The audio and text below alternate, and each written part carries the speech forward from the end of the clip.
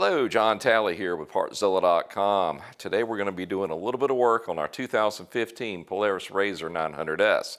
This one's got a bit of a driveline issue. When you really get on it in four-wheel drive, that prop shaft is actually giving a fit to the bottom side of this unit. So we're going to go ahead and replace it. To do that, it's not going to be that tough, but let's step over to the table and look at the parts that I needed to order to straighten this one out.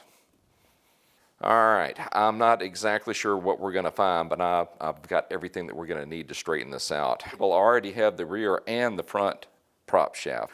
Now, do I really need to replace both of them? I'm not sure yet, but I'm guessing if I've got a problem up here or here, well, we're also going to have problems with these joints as well. And since I'm going to be in there, I would rather just go ahead and knock this out and replace everything and be done with it. Well, now that we've got our parts lined up, let me open up my toolbox. We'll jump in there and knock this out.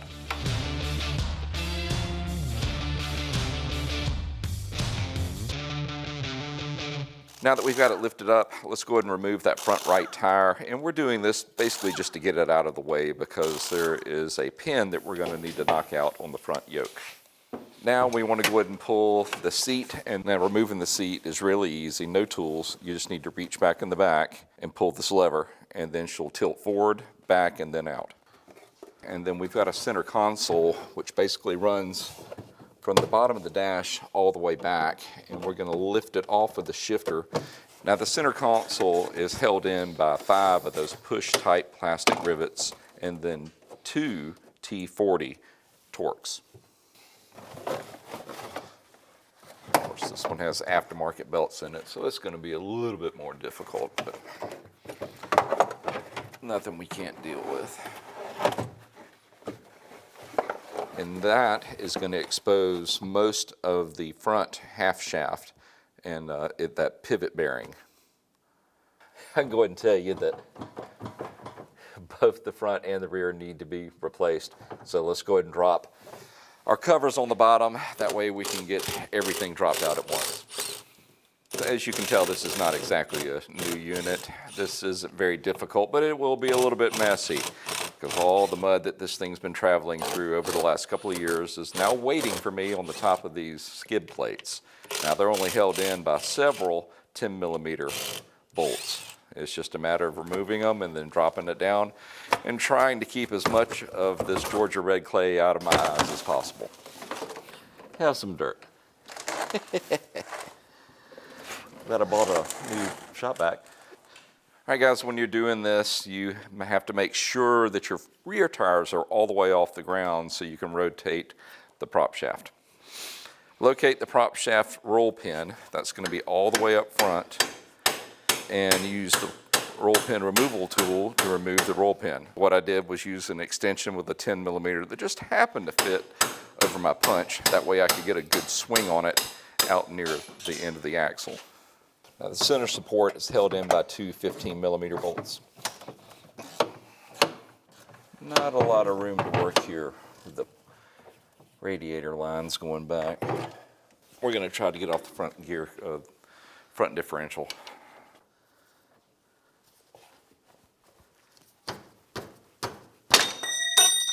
I think that broke it loose because the hole doesn't like it's lined up anymore. So let's see how we're doing. We've moved it about that far. Let's go on the other side and beat it up a little bit more.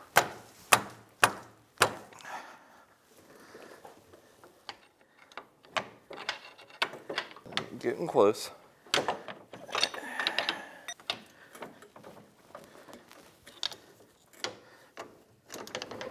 See? Easy. So now we've got it removed off the front differential. Now we need to separate it from the rear prop shaft.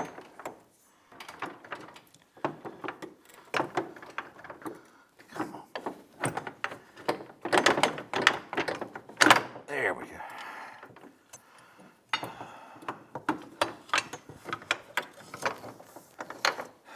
Piece of cake.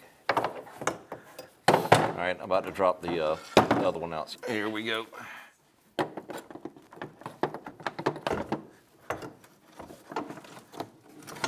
Somewhat of a tight squeeze, but it will come out.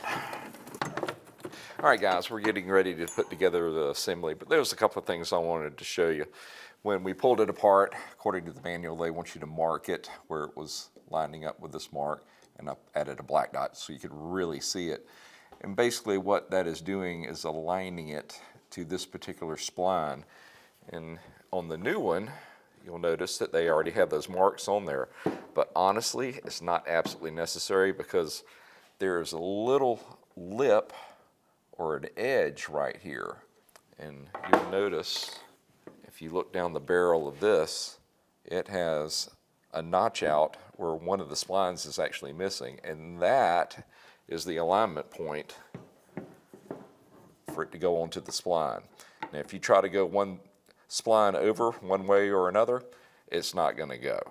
So it's more or less this way or no way. See, if I'm off just a little bit, but you get it to line up and it'll go.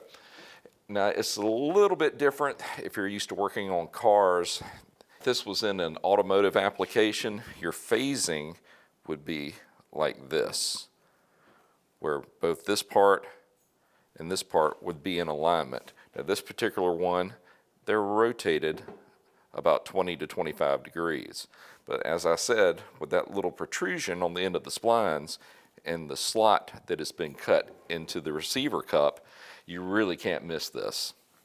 But if you did not mark yours when you were taking it apart and you were only replacing just the prop shaft bearing right here, don't panic, because there's basically only one way that this thing will go back together. So you really can't miss. Well, with that being said, let's get out our grease, go ahead and pre-lube all these different connections and start putting it back together. Important that you pre-grease this just to get it together, but beyond that, you'll notice that we have a Zerk fitting here and then another one here. And the reason that they are there is not just so it's easier for you to take it apart, but if they're not greased, it's going to prematurely wear out that coupling, and it's pretty much what happened to this one. It was definitely worn. Along with these yokes, they were shot out. They weren't broken yet, but you're not supposed to have any play, and they were done. It really depends on how much you ride in your environment, but at a minimum, you need to grease these Zerk fittings at least once a year. Now, it already has a little paint mark right here, so we just need to make sure we line that up as we put that on the front diff. All right, guys, we've got the splines greased up. Let's crawl under there and get it reinstalled. A little tricky, but just take your time, be patient, and we'll get this thing lined back up. Now, the alignment on the back, it doesn't matter. So however you can get it to go in, it'll be fine. All right, well, there's stage one. Let's grab the front shaft and see if we can get it in there. We've got the alignment mark facing up. Line up our mark, bring it all the way back. There we go. Now let's crawl under and then line up our marks for the front differential. I believe that is it. All right, to make this a little bit easier to hit, I'm using another one of my sockets and extensions. You might be able to tap it in, but I'd rather go ahead and give it a good hit from out here.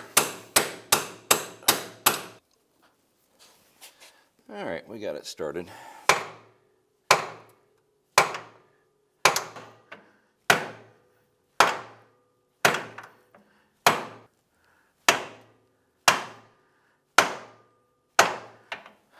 I think we're going to call that good. I don't think she's going to jump out of there. Woohoo! Bring it on around. All right, stop. Yeah, we're all the way through the other side, so I think we're good. All right, next let's get in our retaining bolts and put a little blue Loctite on them. So that's what they had when they came out. It helps if you're a contortionist. I used to be. I was made out of rubber. I'm made out of peanut brittle. Once we get these seated, we're going to torque them to 33 foot-pounds.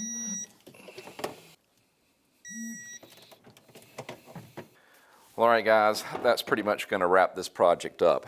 The only thing I got to do now is just, well, put in that center console, reattach those skid plates, and pop in the seats, and she's going to be ready to go. Well, listen, if you need these or any other parts for your machine, why don't you come see us at Partzilla.com and we can get you taken care of.